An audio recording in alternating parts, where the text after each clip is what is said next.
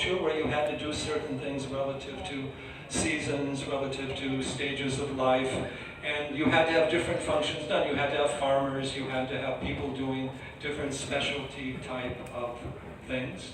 And we must always remember that Vedantic foundation of the one self in all beings, and that however many classes is part of the same human Purusha and cosmic Purusha. Thank you. And you have to understand that in Hinduism, we are not the religion of the book. We have a whole library. We have many, many books. And many books are necessary in life. I think the religions of one book came from societies that didn't have many books and had to emphasize that. We are also not a tradition of moralistic or uniform commandments.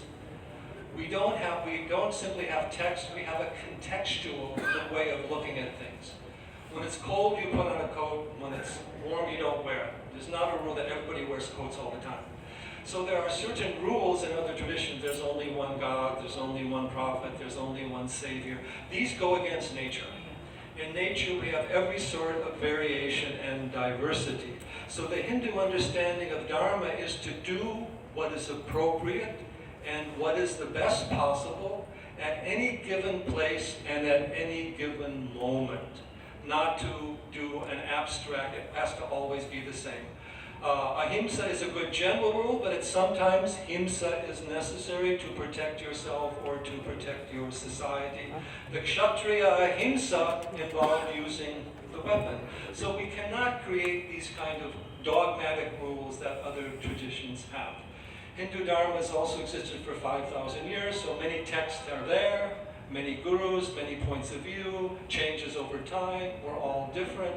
In Ayurveda, we have the different constitutions. The teaching is always given relative to the factors of kala, desha, time, place, person, circumstance, and that is why there is an abundance of the Hindu culture, and yet it can be from, not only from Kanyakumari to Kashmir, but also to Bali, in so many different places, because there is that deeper adaptation.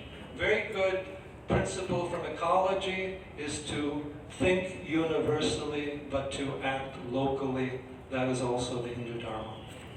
Thank you. The unity and diversity. The universe is like an ocean, but there are also diverse waves at the top of the sea, but they are also all water. We are one in consciousness, but we have different bodies and minds. When I eat food, it doesn't fill your stomach. In Ayurveda, we have to treat each individual person according to their constitution and the particular disease involved. Our minds also are different. They have different samskaras. No two intellectuals will ever agree upon everything. Sometimes it seems that no two intellectuals will agree upon anything, because the minds also have their point of view. The senses look outward, they don't look within. And so we have an understanding not just of the ultimate oneness, but also of the gunas and the bhutas. We have to understand sattva, rajas, and tamas relative to our way of life, diet, everything. In fact, in the Gita, it classifies shraddha, or faith, as sattvic, rajasic, and tamasic. So we can't even say that all faiths are one. So that inner discernment does not contradict an outer discernment. We have to go to the essence, but we also have to understand the variations. And we have to, again, have that deeper viveka in order to deal with this world. We can't just say everything is one, so it doesn't matter what goes on. That is a very superficial way of thinking. But at the same time, we have to recognize that behind all this endless diversity is an ultimate, deeper universality at a higher level that we aspire to, that we want to manifest. But we have to have the organic balance and integration at an outer level of our lives also.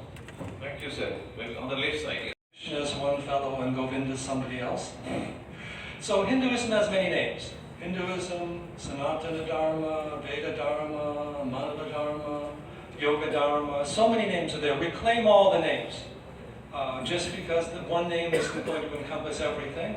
And you have to recognize that the Hinduism name right now has a certain legal and intellectual status throughout the world. So that has to be recognized. If you tell your child in America, a Hindu child, Hinduism is a way of life, and they ask him in school, what religion does he follow? He says, I don't follow religion, I follow a way of life. He'll get confused.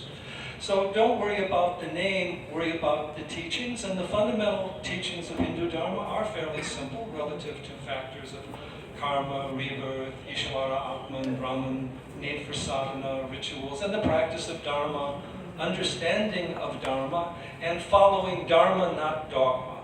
Again, dogma is when you have to do this, everybody does the same thing at the same time. Whereas Dharma means, again, adaptation at an individual level at any given moment. Sanskrit, yes, Sanskrit needs to be emphasized, and we should start out at least with major terminology. I don't like to use the term God because there's a lot of biblical baggage for many people. I would prefer to use terms like Bhagavan, Atma, Purusha, or even general terms like consciousness. And so don't interpret Hindu Dharma with inappropriate terms. Moksha is not salvation, it's liberation from rebirth. So many terms are there. So let's at least bring in our terminology bit by bit, and also teaching of mantras, whether stotras, suktas, bija mantras, that's very good. And then, of course, the actual learning of the Sanskrit language is more complex, but we do have groups, Sanskrit Bharati, teaching colloquial or spoken Sanskrit, and more study of Sanskrit in the text. That is definitely necessary because it is an important language of the cultural as well as the spiritual ideas. And then our last question was japa. Yeah, we have to understand japa. Mantra is the key. In fact, yoga, foundation of yoga is mantra, foundation of Vedas is mantra. Everything arises from Omkara, from Pranava. We have to recognize that. But mantra needs to be energized with our sankalpa, our devotion. With sattva guna, you can also do rituals and do chant mantras to get what you want, to overcome your enemies. I'm not saying that's necessarily wrong, but it's not the true goal of the mantra practice.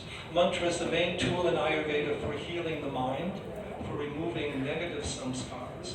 But the mantra has to be energized properly, and it has to be used with an appropriate lifestyle and a certain regularity, sattva guna, all these different things. The problem with yoga in the world today, it's become mainly asana, and then it gets confused sometimes with other things.